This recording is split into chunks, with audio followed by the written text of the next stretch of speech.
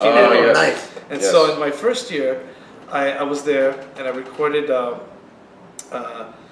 was basically asked to listen to recordings from artists from the different major recording labels. So get all these CDs coming in, and I listened to them, and they were good.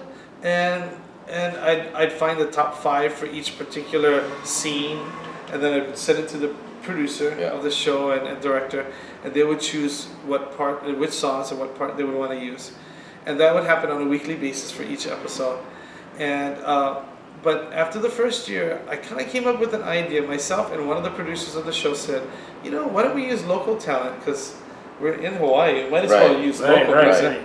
And so, but they didn't want to lose the publishing part. They wanted to own the song. So the deal that I had with them is, okay, you know what, you can own the publishing, but I still want the artist to be on here. So basically, I wrote the songs with with the producer of all the music we did, and we got together. His name is Carlos Villalobos, and we had worked together on some other projects. And I flew him down from Chicago, really talented guy, came in, and although they're great artists here in Hawaii, Carlos was a good choice because he could play every instrument and could engineer and produce. So he could, it's like a one-man band. So together with him, we wrote songs, and we listened to the artist's music, and we tried to write something that would fit them. Then the artist would come in. So I got to work with Fiji, write songs for him. We had songs. I mean, just quite a few of them, and it was Amy Hanali, Kaylee Rachel. Right. You posted this recently, right, on Facebook? So I did post it on Facebook. Yes, just recently. Somebody had mentioned something to me about it, and I said, hey, you know what? I should put it out there because unfortunately it never got on radio. It just got played on the episodes. Right. But I really feel like the songs are good, and they're songs that I would want others to record if they wanted to go ahead and record them. So yeah, I did put it out recently. Wow, that's Posted that. I had no idea. Yeah. I said, wow. Crazy. I think I commented, wow. I think you liked it too. Well, I never noticed it because I was watching other things in Baywatch. Like, Exactly. I mean, many other things to focus on Baywatch. How many seasons? was that Fiji? Is that Amy? Exactly. Was that Fiji? How many seasons was Baywatch Hawaii? 2 years in Hawaii. But if you played over, like again, kind of like your hit in Europe and in all the other countries, it just kept playing, right? Yeah, Baywatch continued to play. It was very popular in Europe, and especially in Germany, of course, because of David. But and I do remember seeing the benefits of that when it came to not so much the writing part, but just seeing the performance aspect of it, and it was great to see. But these things, as an artist, you put things out there, just like any businessman, you put things out there. And you put a lot of stuff out there, and you hope that something catches on. Right. And once something catches on, you can have a library of 1,000 songs, and no one really makes a hit out of it.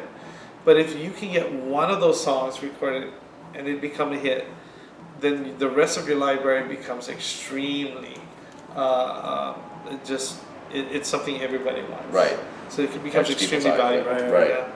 Well, speaking of hits, it's now time we have to go into the memorable song, She Ain't Worth It, Mr. Bobby Brown. First of all, who wrote that song?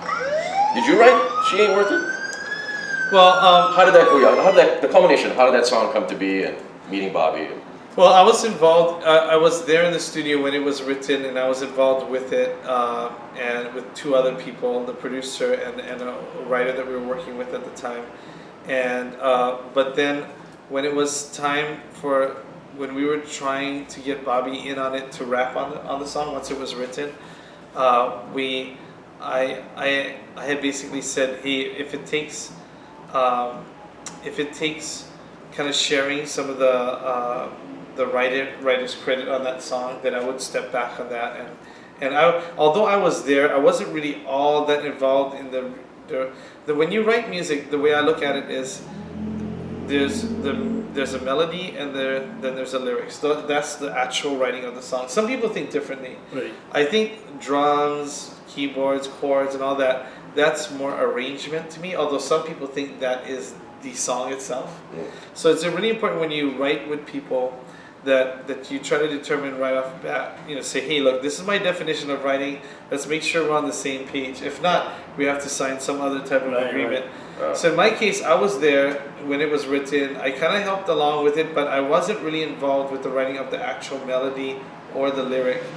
And they were going to give me a piece of the writing, being that I was there. But then I said, hey, no, let Bobby write the rap, which I'm sure he's going to do a great job of, and let him be part of the writer on this, and then we can get him on the record. And so now, as far as the record itself, I finished my second album, and things were going really strongly in Europe. And the United States, not as much, and MCA Records in the United States. I was Polygram in Europe. But MCA really wanted to break me in the United States. They wanted me to do well. And they had felt that the Richard Marx thing that I was kind of doing wasn't really going to break. They felt that at the time in the 1990, grunge music was big, hip hop was big, and they wanted me to take that route. And I told them, no, I don't want to. I said, as much as I love listening to hip hop music, that's not what I do. And the company, basically, the A&R person, we call it an artist and repertoire, basically said, well, if you don't do it, you're out of it. We're gonna let you go. And I at that point, I just bought my house. I was making payments on my home. Right. And it was one of those things where great timing. I just felt like, I'll go ahead and do it. And in retrospect, I think that hurt my career in Europe, because when I came back with it, although it was the #1 song in the United States, people really saw it as a Bobby Brown tune. And then in Europe, they kind of saw me as kind of selling out a little bit, because I had taken this hip hop approach, which happens to artists. Yeah. Right, of course. And I, in reality, I did. I mean, that's exactly what I did. Which is one of the reasons why you asked me earlier, why did you push so hard to get your doctorate degree? One thing I learned from that experience is that you never, you never want to be put in a situation where you have to do something that you don't want to do, but you have to do it because it's your livelihood. And I always felt like I need to get myself in a situation where I have the degree, I have the background, so that if somebody tells me, hey, like if somebody came up to me and said, hey Glenn, I know you're president of St. Louis School, I'm going to give you $10 million if you do this, and that particular thing goes against my principles and who I am, I'm going to say, you know what? Too bad, I'm out of here. If you're going to do that, I'll go to another place, or I'll say, no, I don't have to listen to you, and the board can determine whether or not I still have a job there, because I want to make the right decisions. And to do that in life, I think you have to have an education. You have to have, the sad thing about the music industry is you can be very successful. You can sell millions of records, you can work your tail off. I mean, I was going for a city a day in the United States, going to these third level radio stations so that they could play it, so get to the second level, to the first level, doing all this hard work. Where's Hawaii in that level, real quick? Well, Hawaii has all the levels. Okay. But you want to go to the big radio stations won't play your stuff. They won't even listen to it for the most part. You got to break it on the smaller stations, then go to the bigger, and then the bigger. Yeah. And but anyway, I did all that work. I mean, worked my tail off. I got really good at working in the studio, recording, learning the nuances of recording and all that. And bam, you can be let go in 1 second. I mean, I was the only artist in 1990 on MCA Records to have a #1 song, and I was let go that same year. And part of it was because of the fact that at record labels, the record owners, the presidents, change over every 3-4 years. And if you're not their guy, then they're going to let you go. And then if that guy goes to another label, they can try to take you with them, or they can say, his time has passed. And for my case, they had felt that, hey, this guy doesn't even know who he is. He's doing Richard Marx, and next thing you know, he's doing hip hop. Wow. So, but again, it is what it is, and I take all the responsibility for that, because I could have said no. Yeah. Seems like you had a firm grip on who you were, music-wise. Well, this is the other thing too that I tell people. There is a reason why teenage artists end up in really like tough situations where they a lot of times they need help with maybe drugs or financially or whatever it might be. The thing is, we expect people who have musical talent at 15, 16 years old to have everything figured out. But we Right. can't. Like as artists, we're mimicking people Right. at a young age. And you don't. It's not until you get about 20, 22, 23, maybe 24, where you really start figuring out. Okay, I am a combination of all these singers and the voice that I've been given by God, and then I have who I am. Yeah. Like, this is who I choose to be, because any singer out there can mimic any voice. I mean, Right. you see it on the late night show, right? Right. You get the artists on there. They Yeah. mimic. We can all. I can mimic 4, 5, 6 different singers that I grew up listening to, but at some point you create a combination of them, and you feel what feels best for you as a singer, Yeah. and you go with that route and you take that approach, but artists, these teen artists, a lot of times the press gets very negative on them because they think, wow, you didn't have to do any work, you're just some kind of pretty face, you're out there and you're getting all Right. these hits and you're making all this money. So the press will say, you need to change, you need to be more cutting edge, Right. you need to be more real. Right. And Right. they're saying, well, in their back of their minds, they don't realize that I haven't really figured out who I Yeah, am yet. Yeah, right. Right? And that leads to a lot of downward spirals. And then you have all these people around them saying, hey, you got to do this to make money, you got to do Right, that. right, Next thing right. you know, you're being who other people want you to be, Right. and not who you want to be. And then a lot of artists will end up taking the path of, you know what, I am just going to I'm going to show that I don't care.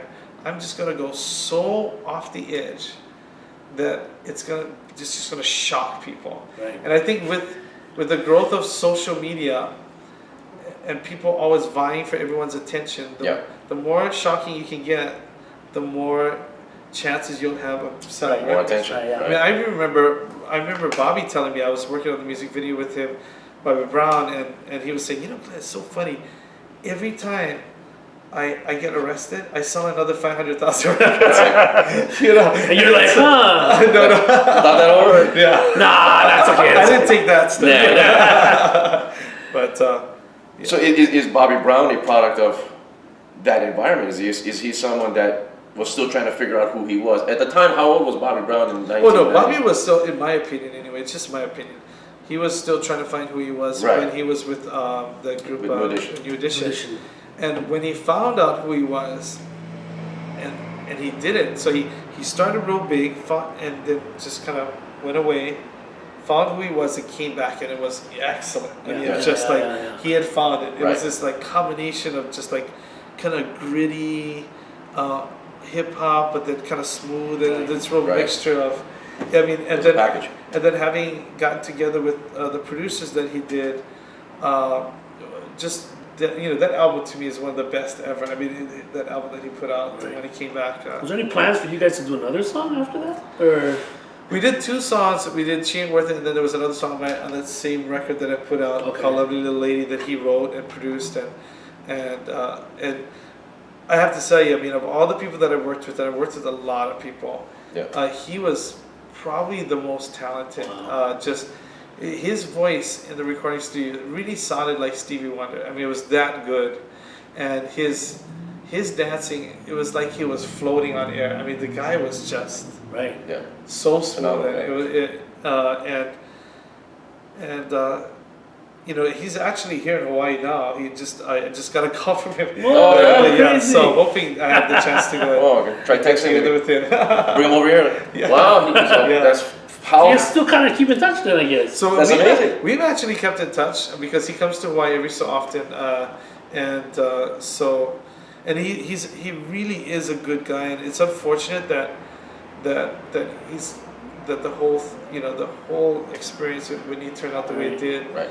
And I know a lot of people blame him for that, but I do think everyone has to share in the responsibility of what happened, and I think he was trying to be honest about it. At least when I see the interviews, he's honest. He said, "Look, I had a drug problem," Right.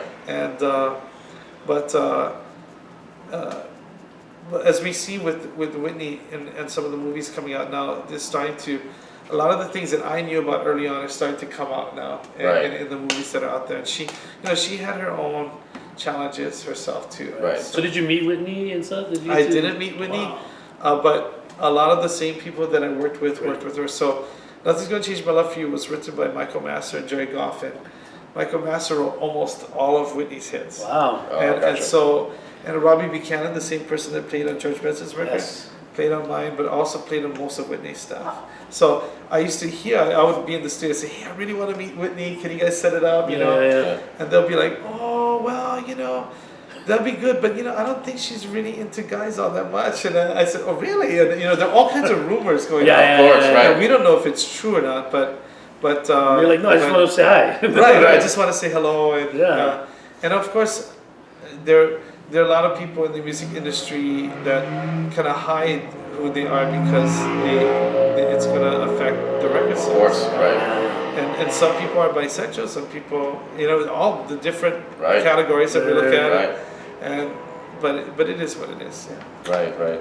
Anyone as far as the past that you worked with, you said you worked with many, where you like when you first met him, you're totally starstruck, like, oh, I can't believe it, he's right over there. Like any kind of guy that hit you right off the bat. The guy or one gal. that hit me the most, and I literally when you freeze and you can't move, was I was in Minnesota, and I was in this huge recording studio, and it was just all purple, and people had told me that it was owned by Prince, Nice. and I was recording there with the Jets because they lived there, Wow. Yes. and we were working on a theme music for one of the Karate Kid movies. Oh, and, yes. And It's the third one. The third one, yes. And so I'm playing basketball. There's a basketball thing in there, so I'm shooting by Yeah, because he myself. played for his high school team. And I'm just playing, and I look to the right, and I see Prince, and he's watching TV, and he's eating Doritos.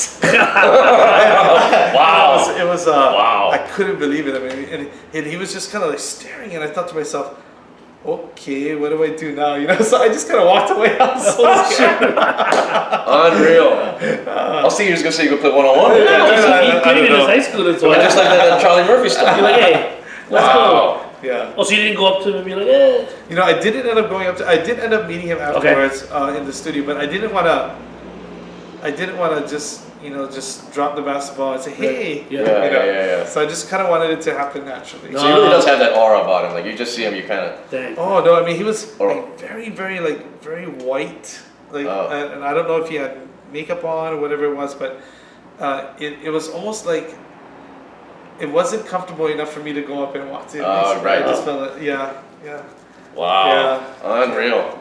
Any recordings that you've done with someone that never seen the light of day, but maybe something came out of it that did show up in the future that you worked with somebody that was a big name in the past? Wow.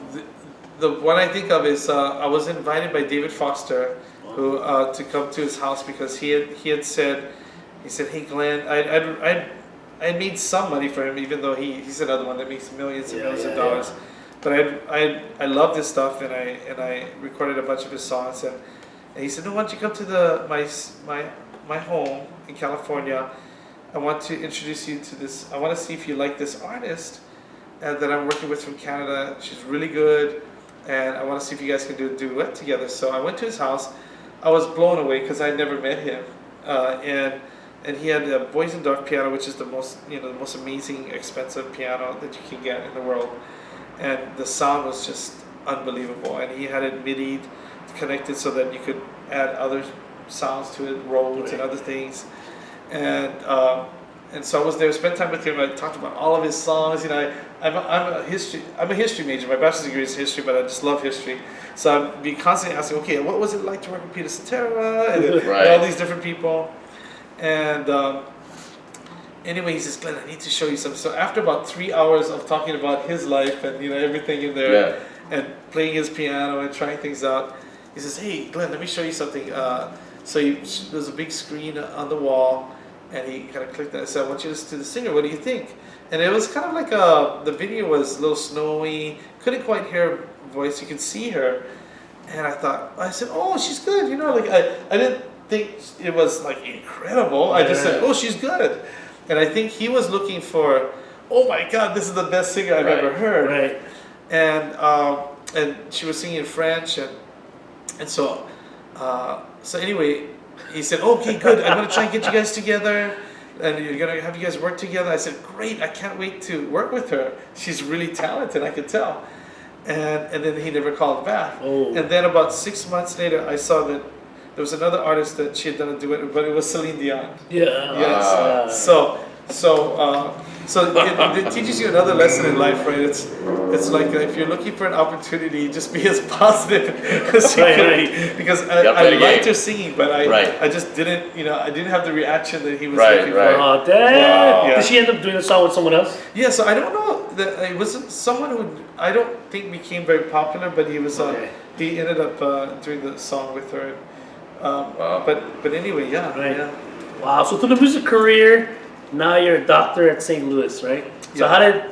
what colleges did you go to? Like, what was the? Well, I'm very proud to tell everyone that when I started singing at 16, so from about 16 all the way through 18, I honestly don't know how I made it through high school because I was always a decent. Medeiros, bro. I was a decent student. I mean, I was vice president, president of the class, different things, but I wasn't this incredible scholar. I came from a family who grew up on the plantation, both my parents, and my mother left school when she was about 5th grade, and my dad had graduated from high school, but we never talked about going to college or anything like that at all. I mean, if you wanted to go to college, you'd have to go into the military, which my dad was in the Marines, and my only brother was in the Navy, and so for me, I would have, if it wasn't for singing, I probably would have either tried to get some kind of scholarship, because we grew up with not a lot of money,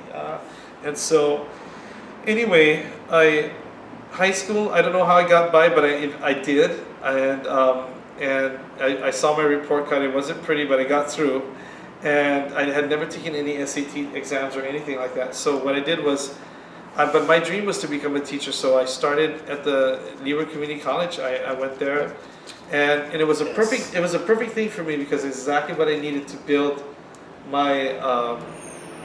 up